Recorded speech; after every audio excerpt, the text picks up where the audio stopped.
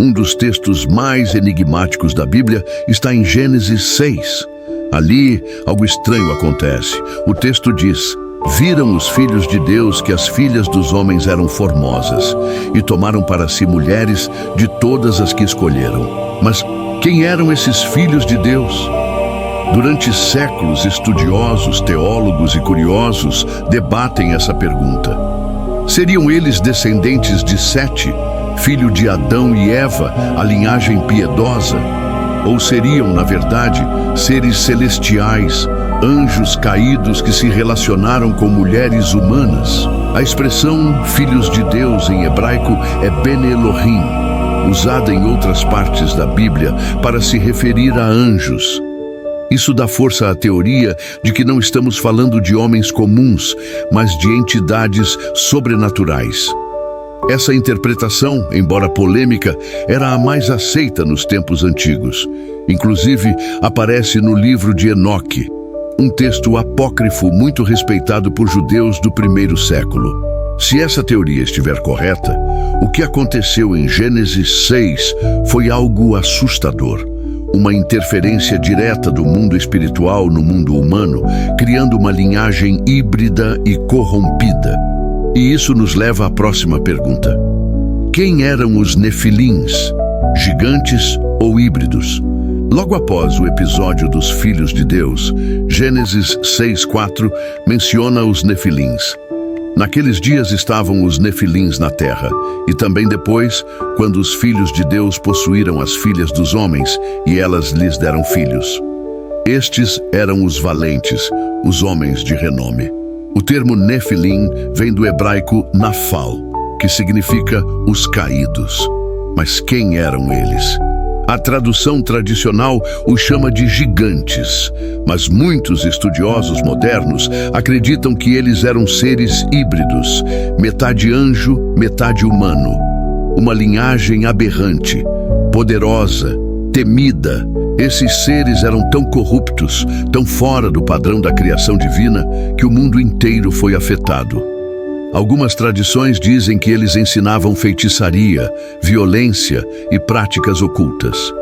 Teriam sido, talvez, os grandes responsáveis pela decadência moral e espiritual do mundo antigo. O texto é claro. Os Nefilins surgiram como fruto da união proibida entre os filhos de Deus e as filhas dos homens. Mas o que realmente aconteceu nessa união? E por que ela foi tão condenada? A ideia de que anjos caídos se relacionaram com mulheres humanas pode parecer absurda para muitos, mas essa era uma crença difundida no judaísmo antigo. O livro de Enoque, embora não esteja na Bíblia canônica, descreve com detalhes essa rebelião. 200 anjos, liderados por um ser chamado Semjaza, desceram ao Monte Hermon. Fizeram um pacto entre si e tomaram esposas humanas. O resultado? Filhos gigantes, violentos e sedentos por sangue, seres híbridos que corromperam tudo ao seu redor. Esses anjos caídos também ensinaram segredos proibidos, magia, astrologia, fabricação de armas e cosméticos, tudo o que contribuiu para a perversão da humanidade. É por isso que Judas, no Novo Testamento, faz alusão a anjos que não guardaram sua posição de autoridade e estão agora presos em trevas até o julgamento. Judas 1:6.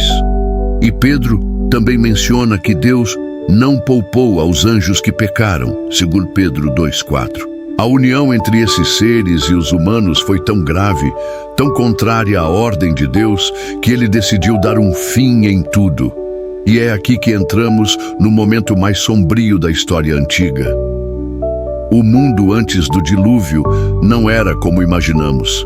Era um lugar corrompido, violento e dominado por forças espirituais malignas. A Bíblia diz: viu o Senhor que a maldade do homem se multiplicara sobre a terra e que toda a imaginação dos pensamentos de seu coração era má continuamente.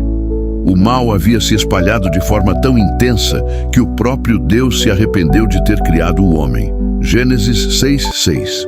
E decidiu, seria o fim. Mas por que tanta urgência? Por que um juízo tão drástico?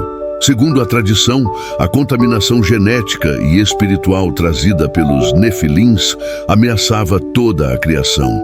A linhagem humana estava comprometida. A terra estava cheia de sangue. A maldade havia tomado proporções sobrenaturais. Alguns estudiosos defendem que os filhos de Deus eram anjos caídos que se uniram com mulheres humanas, dando origem a uma raça de gigantes, os Nefilins, Gênesis 6:4.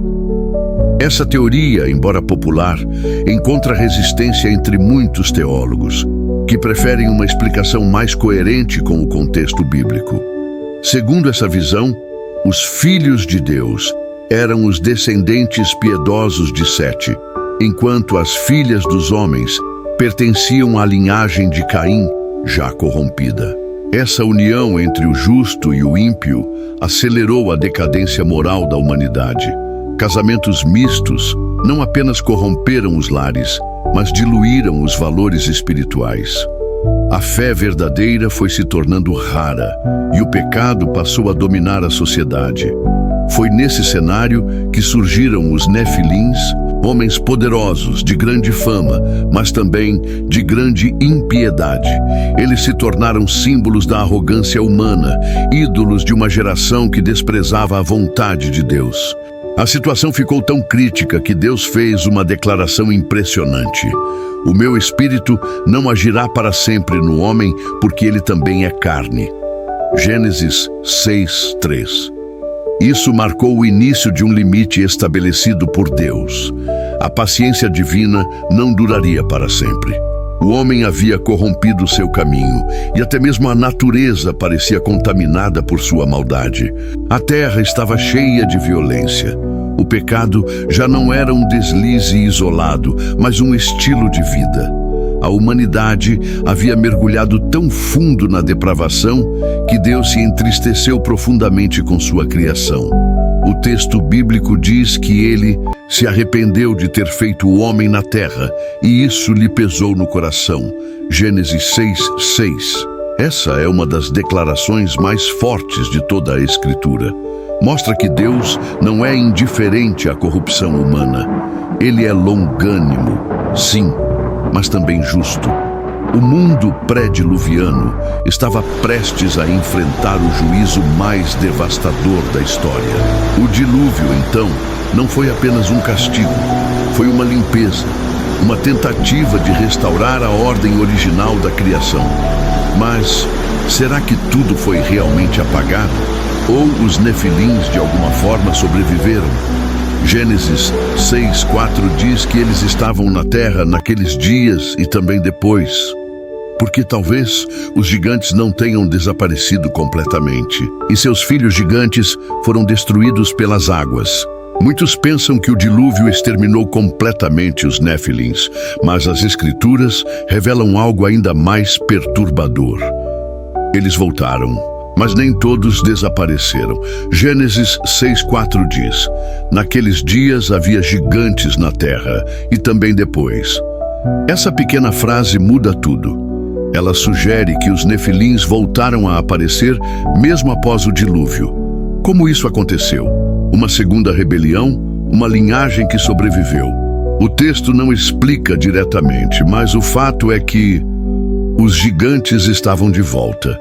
Se você gostou dessa história, deixe seu like, compartilhe com seus amigos e inscreva-se no canal para mais conteúdos bíblicos. Fiquem com Deus.